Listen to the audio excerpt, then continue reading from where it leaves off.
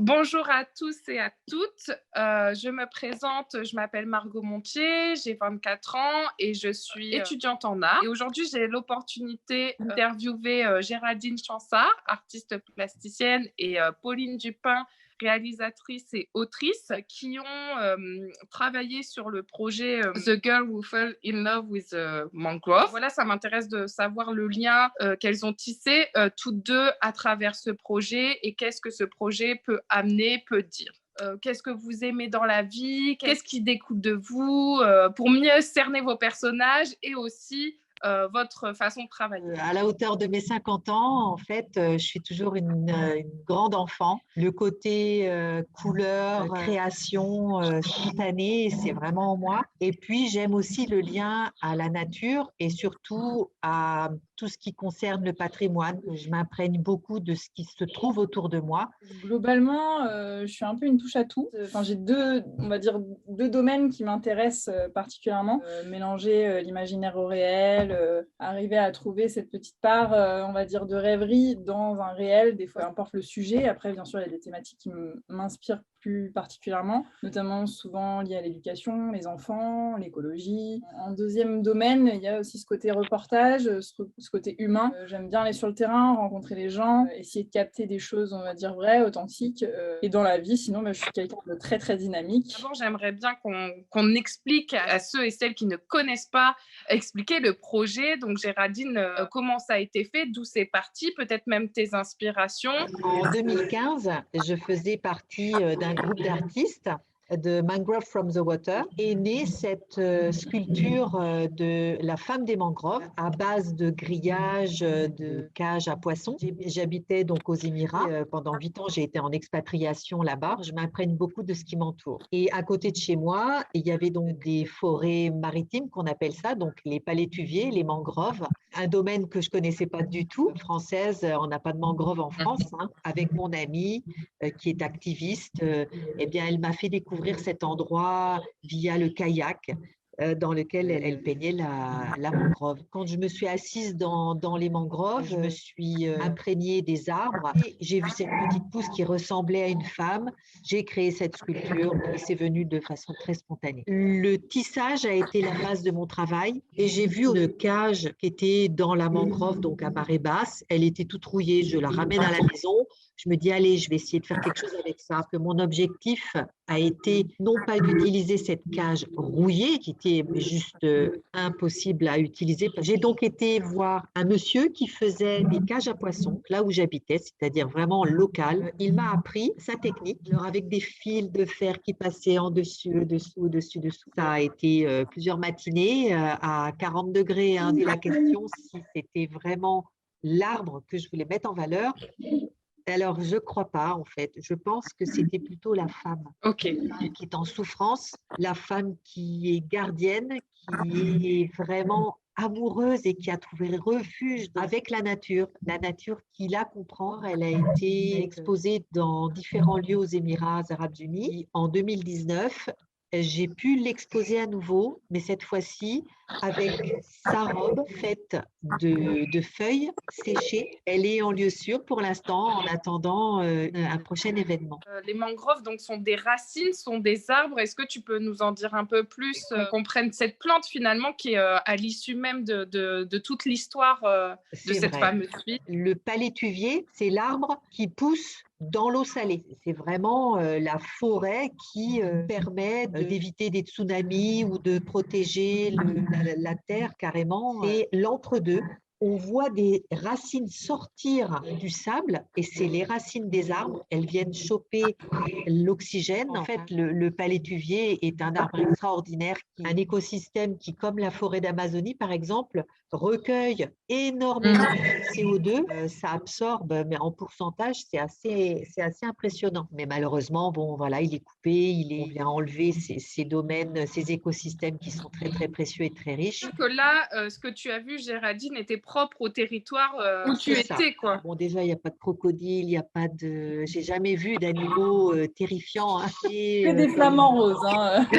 Voilà, des beaux coquillages, des petits crabes. Enfin, on peut y aller comme ça. Et vous vous connaissiez déjà à ce moment-là En fait, on se connaissait, mais ça faisait très longtemps qu'on ne s'était pas parlé. En gros, on a de la famille en commun. Je savais qu'elle était artiste et elle savait que moi, j'évoluais vers la réalisation. Et on vient toutes les deux, en fait, d'une même région qui s'appelle la Beauce, qui est magnifique, de grands champs de blé à perte de vue. Donc, on a un peu les mêmes racines, finalement. Elle m'a contactée, il me semble, c'était le début du Covid, en me disant, voilà, je suis au courant de ce que tu fais, j'ai des nouvelles par ta tante.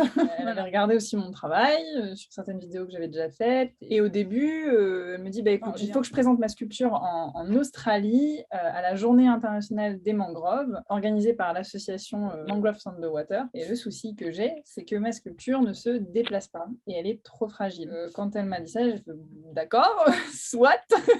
Enfin, tu vois, au début, je ne comprenais pas l'envergure du truc, je ne comprenais pas, parce que ça reste abstrait, tu sais, l'art. Oui, parce que tu n'y es pas allée sur place. Et comment, justement, toi, Pauline, comment ça s'est passé? Quel a été le déclic pour que tu t'inclus dans ce projet? Géraldine m'a expliqué brièvement le projet, m'a donné tous les documents, la photo aussi de sa sculpture, mais sans trop m'expliquer comment elle avait processé pour réaliser cette sculpture. Enfin, je ne connaissais pas du tout les Émirats Arabes Unis, j'avais aucun lien et je me dis, est-ce que ce projet il est vraiment pour moi? Et je me suis dit, voici, Géraldine te relance. Voilà, j'ai vraiment attendu. Et Géraldine ne m'a pas relancée. Donc, si elle ne me relance pas, c'est que c'est pas le bon moment. C'est pas le moment, quoi. C'est qu'il fallait pas qu'on travaille ensemble aussi. Ouais. Et en fait, elle m'a quand même relancée, mais bien longtemps après, c'était en novembre 2020, donc j'étais déjà passée, on va dire, à d'autres choses. Elle me réexplique le projet et je vois qu'elle y tient. Je vois qu'elle vraiment... Elle insiste, quoi. Elle insiste, quoi. Puis elle me dit non, mais vraiment, on va le faire. Et puis si tu veux, on y va en février, on va filmer en février, quoi. On se refait une sorte d'entretien, mais plus détaillé. Moi, je lui pose des questions comme une journaliste ferait. Et là, je lui ai justement posé un peu les mêmes que toi, qui étaient de pourquoi la mangrove, c'est quoi cette sculpture. Je pense qu'en tant que réalisatrice, on a aussi besoin, tout comme autres artistes, de se plonger dans une atmosphère, en fait. Ouais, complètement. Et du coup, moi, j'étais sur une autre écriture ailleurs. Géraldine me demandait quelque chose d'assez simple, finalement, parce qu'elle me demandait de faire une vidéo très contemplative de la sculpture. Et au début, son premier objectif, c'était juste de dématérialiser la sculpture, de la rendre digitale. Moi, je pensais au début, pourquoi pas la faire en 360. Enfin, je pense que les gens, même s'ils la voient en 360, même s'ils la voient filmée sous tous ses angles, ils vont pas comprendre. Et après, c'est bien de laisser aussi les gens se poser la question, c'est toujours important. Là, je me suis dit, ce serait quand même intéressant, moi, de voir si, quand elle va m'expliquer quel est le fond de l'histoire, si ça peut m'inspirer et si ça peut avoir un lien avec ce que moi, je veux montrer artistiquement. Ce qui manquait de ce que j'ai l'air de comprendre, c'est le côté vivant de cette fille, de cette femme qui se cachait derrière peut-être, j'ai l'impression, c'est mon avis, dans l'univers, la tête de Géraldine. En fait, quand elle m'a détaillé du coup sa rencontre avec Zaïda, donc une activiste qui est là-bas, qui justement se bat pour préserver les mangroves, qu'elle m'a raconté aussi, elle, son histoire de comment elle a découvert les mangroves, qui pour elle était complètement inconnue, et en même temps, cet amour qu'elle a eu directement pour ça, quoi. Enfin, à la fin, je l'ai arrêtée, je lui ai dit, écoute, Géraldine, quand tu m'en parles, j'ai l'impression que tu me racontes une histoire pour enfants, que tu me racontes un conte. Écoute, j'ai tout pris en note ce que tu m'as dit. Pendant qu'on discutait, plein d'idées commençaient à me venir. En fait. Du coup, à la fin, je lui ai dit, écoute, je vais t'écrire le conte et tu me dis ce que t'en penses. Voilà. Trop bien. J'ai trouvé l'idée super. Et d'ailleurs, Géraldine, quand tu as créé cette sculpture en lien avec ce conte que Pauline était en train de te proposer, est-ce que toi, tu as eu aussi des contes qui sont liés au territoire, aux Émirats? Est-ce que tu t'es renseignée sur tout ça? Est-ce que tu t'es nourrie de tout ça? Et effectivement, aux Émirats, il y a beaucoup de contes. Il y a des Djeni Fatou, c'est-à-dire des génies.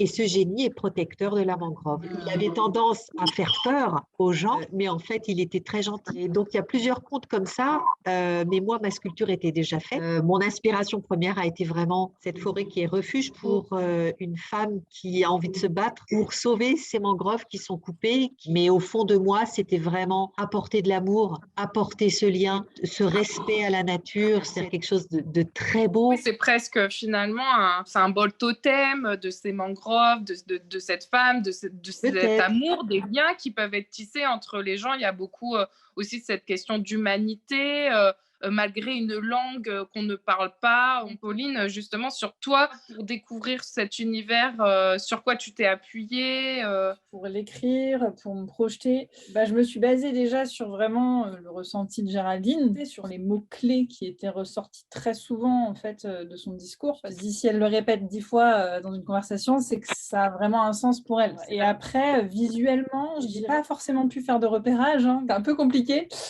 Merci Internet, parce que du coup, tu fais des recherches sur Internet énormément. Mes recherches ont été de comprendre sur place déjà où sont ces fameuses mangroves, quels sont les villages qui les entourent. On arrive quand même à, on va dire, géolocaliser ce qui se passe un peu sur le territoire. Bon, tu vois par rapport à Dubaï, tu vois par rapport à Ras Al Khaimah, rien qu'en regardant une carte finalement. Et puis après, tu zoomes dedans et tu vas essayer de trouver. Oui, t'as fait un voyage.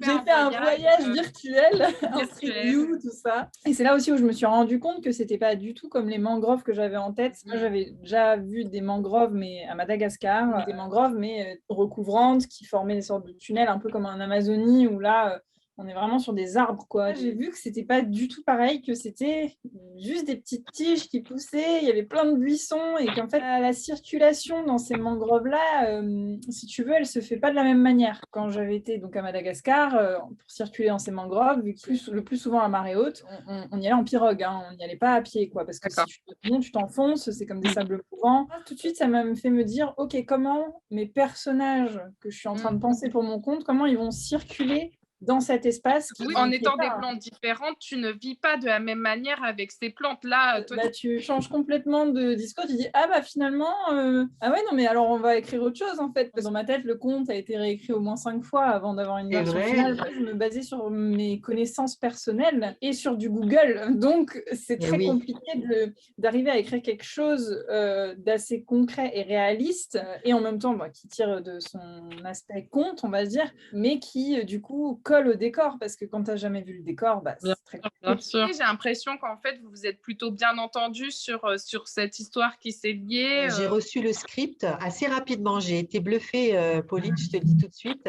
Tu as écrit l'histoire assez rapidement et j'ai été charmée. Enfin, j'ai été comme un enfant à qui on lit une histoire. Il y a eu finalement que quelques petits éléments qui ont été modifiés. Je crois que c'est par rapport aux pêcheurs parce que moi, je n'avais pas cette conscience, notamment des marées hautes, des marées basses. En kayak, c'est possible, mais avec un bateau moteur, non. Et quelle a été l'évolution?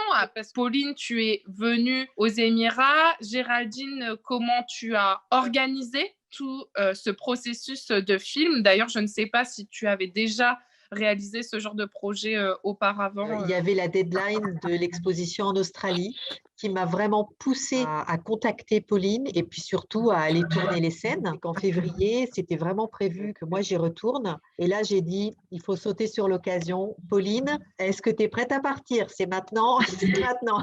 Et j'avais beaucoup de contacts, donc c'est tout ça qui a fait que ça s'est concrétisé, demander les accords, savoir si on pouvait aller sur place, si ma sculpture, on pouvait la bouger, un petit peu de pression sur les épaules, parce que c'était la première fois que je faisais un projet comme ça. Il y a eu une recherche d'acteurs, il y a eu une recherche au niveau du temps. Donc là, moi, j'ai découvert aussi tout un univers de production. Pauline était super bien organisée. Alors là, chapeau. Quel est ton point de vue là-dessus, justement, Pauline, à cette organisation?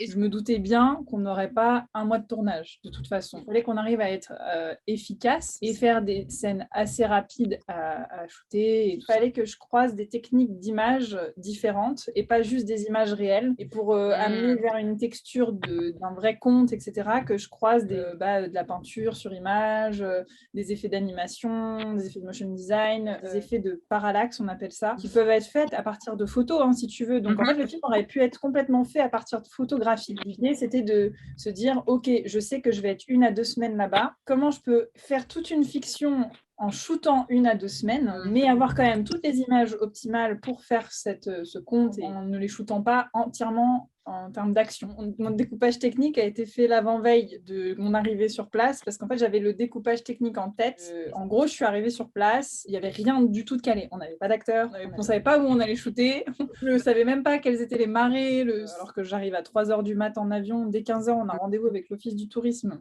pour présenter le projet en anglais. Donc, tu arrives et bon, Bon, allez, ouais, on y va. faut y aller, quoi.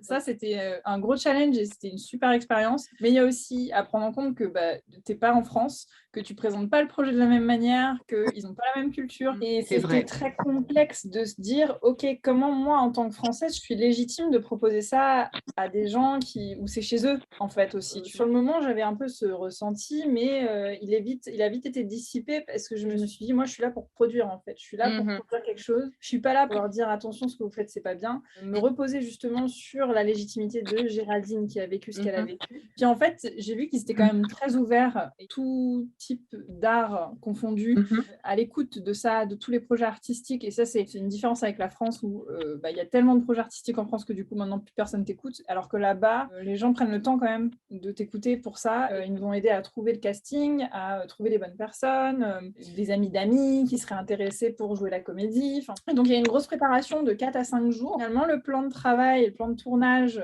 a été complètement pensé sur place à l'instant T. J'ai dû aussi repérer sur place les lieux, comprendre qu'il y a une sorte de voile sur le soleil qui est assez constant là-bas à cause du sable. Tu vois, il y a tous ces trucs-là à paramétrer. C'est beaucoup de trucs à croiser dans sa tête.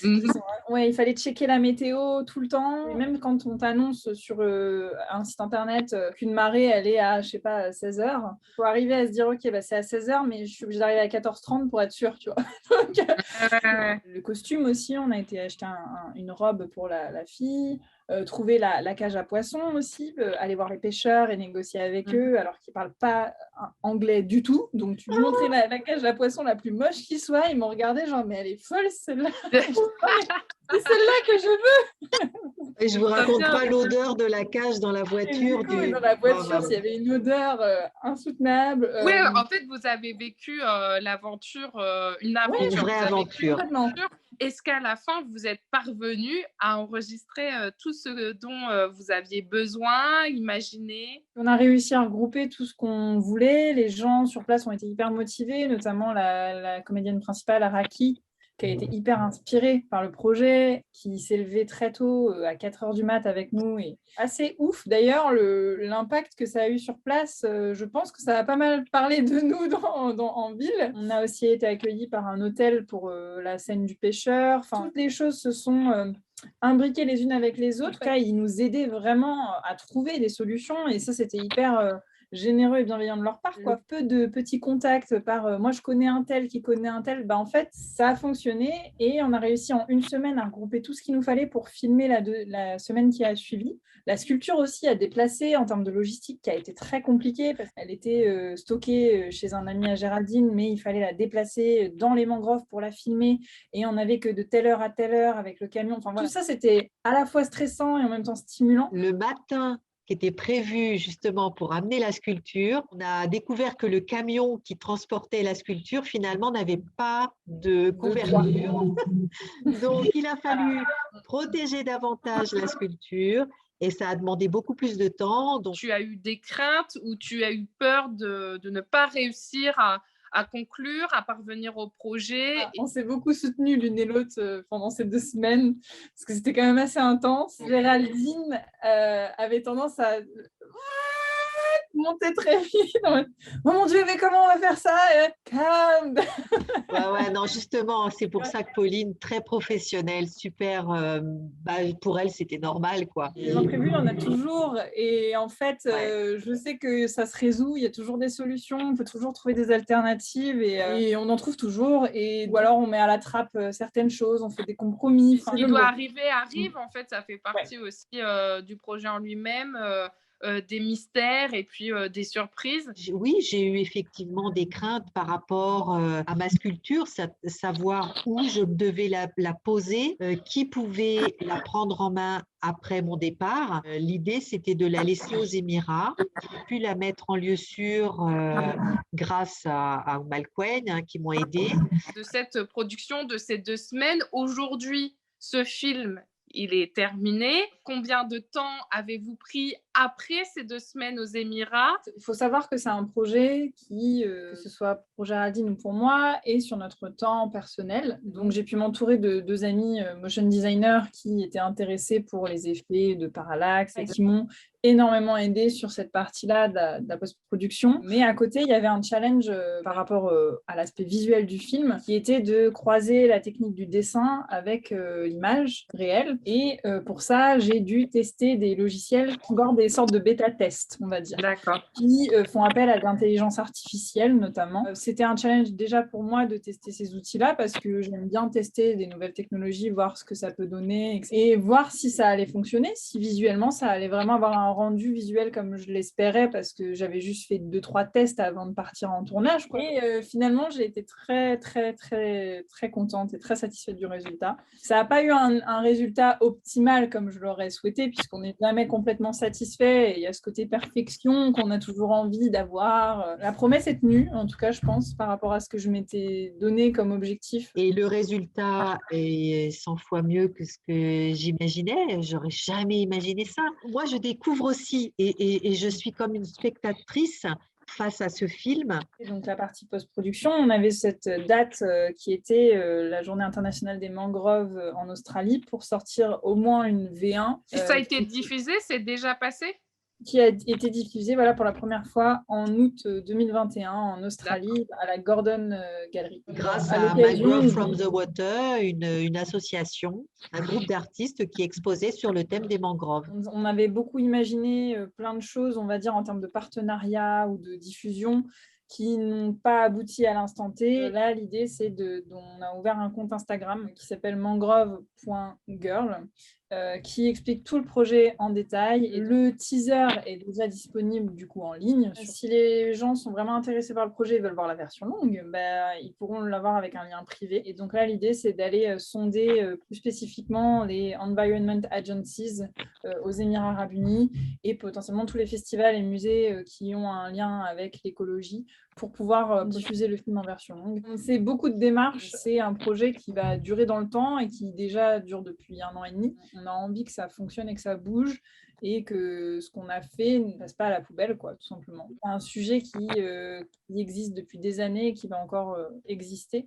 Et si on n'en parle pas, personne ne le fera à notre place. C'est pour ça qu'il faut en parler en créant ces œuvres-là, que ce soit la sculpture, le film, pourquoi pas un livre. On en parlait aussi avec Géraldine beaucoup sur des déclinaisons potentielles. J'aimerais bien que ma sculpture soit là où elle a été créée, c'est-à-dire aux Émirats, qu'elle y réside là-bas. Et j'ai quand même demandé de l'aide financièrement sur une plateforme de financement. Et j'ai donc eu des contributions. Et donc, je voulais remercier les contributeurs qui ont malgré tout aidé au début de la production. C'est un projet, comme dit Pauline, qui verra le jour.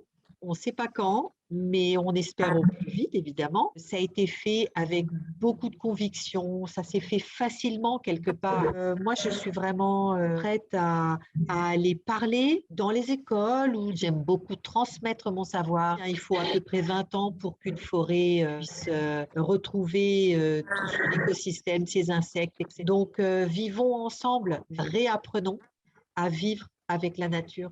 Et Margot, merci encore. Et merci Pauline. Merci et merci Géraldine. Merci tout le monde. Ça marche.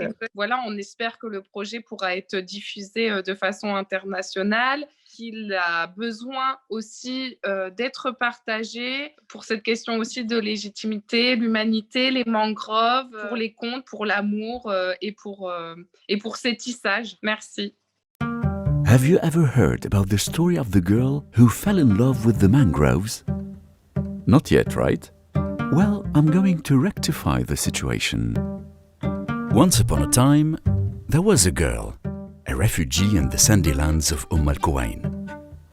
Every day, perched on the top of a sand dune, she regularly saw a small blue van filled with branches coming back from a vast plain of mangroves. Her curiosity growing, she felt called to discover this mysterious flora more closely and decided to follow the tracks of the blue van marked in the sand. Of course, the story doesn't end there. And what if I told you that this whole adventure, seemingly simple, was the beginning of a true legend?